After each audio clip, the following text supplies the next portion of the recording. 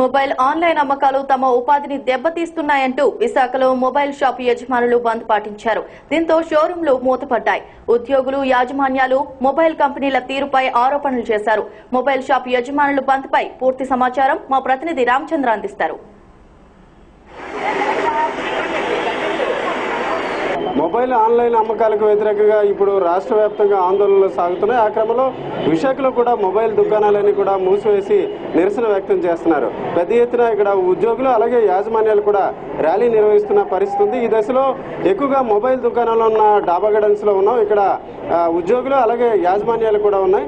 చెప్పండి, ఇప్పుడు ఎందుకు ఈ రోజు చేస్తున్నా అంటే ఆన్లైన్ ద్వారా అమ్మకాలు జరపడం వల్ల మీకు జరిగే నష్టం ఏంటి? ఈ రోజు ఆన్లైన్ అని కాదండి, ఈ రోజు కంపెనీ వీళ్ళు ఈరోజు మేము టీసీ ఆధ్వర్యంలో ఆంధ్ర, తెలంగాణ సెల్ ఫోన్ యజమానులు కంపెనీల అనైతిక వ్యాపార విధానాల నిరసనగా ఈ రోజు బంద్ చేయడానికి నిర్ణయించాము. కంపెనీలు ఇష్టం వచ్చిన చోట ఇష్టమైన రేట్లు వాళ్ళ ఇష్టానుసారంగా ఇస్తున్నాయి. దాని నిమిత్తం ఈ రోజు బంద్ చేయడానికి నిర్ణయించాము. మా ఆన్లైన్ తో మాది ఏం ఫైటింగ్ లేదండి.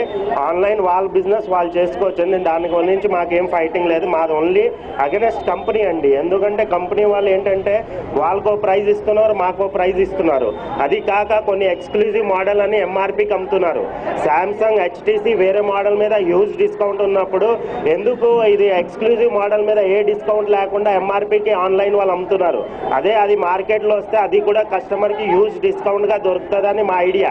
సో అందుకు మా ఫైటింగ్ అగెనెస్ట్ ఆన్లైన్ కాదండి, మా fighting against company unethical business గురించి మా ఫైటింగ్ అండి. ఓకే, అంటే ఇప్పుడు ఈ అంశం మీద గవర్నమెంట్ కూడా జోక్యం కల్పించుకోవాల్సిన అవసరం ఉందా, లేకపోతే కంపెనీలు దిగి వస్తే సరిపోతుంది అనుకుంటున్నాను? అంటే గవర్నమెంట్ కూడా లాసేనండి. గవర్నమెంట్ కూడా లాస్. మేమైతే వ్యాట్ ట్యాక్స్ లో కొన్ని వేరే లక్షలు పే చేస్తున్నాం. అదే అయితే మన ఆన్లైన్ వాళ్ళు అయితే అసలు ట్యాక్స్ అనేది పే చేయట్లేదు. పే చేయకుండా ఇతర రాష్ట్రాల నుంచి తప్పించి అనేక విధంగా అమ్ముతున్నారు కస్టమర్ కి. గవర్నమెంట్ కూడా చాలా లాస్.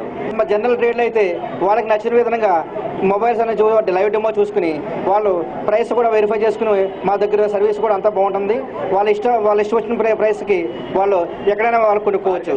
బార్గెన్ కూడా చేసుకోవడానికి అవకాశం ఉంది. అదే అయితే ఇతర ప్లేసులు అయితే వాళ్ళకి ఎంఆర్పీ రేట్లకి వాళ్ళు ఫోటో చూసి ఓన్లీ కేవలం ఫోటోలు చూసుకుని చాలా మంది మోసపోతా కూడా ఉన్నారు.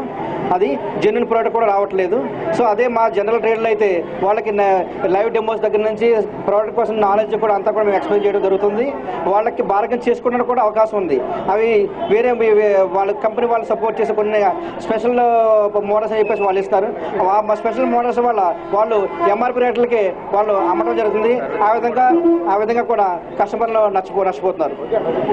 ఇది మొబైల్ యజమానుల అభిప్రాయం ఈ రకంగా ఉంది. ఏదేమనికి మొత్తానికి చూసుకుంటే విశాఖలో మొబైల్ ఫోన్ యజమానులు అలాగే షోరూమ్ల బంద్ మాత్రం విజయవంతంగా కొనసాగుతుంది. కెమెరామెన్ శంకర్తో రామచంద్ర, ఎక్స్ప్రెస్ టీవీ, విశాఖపట్నం.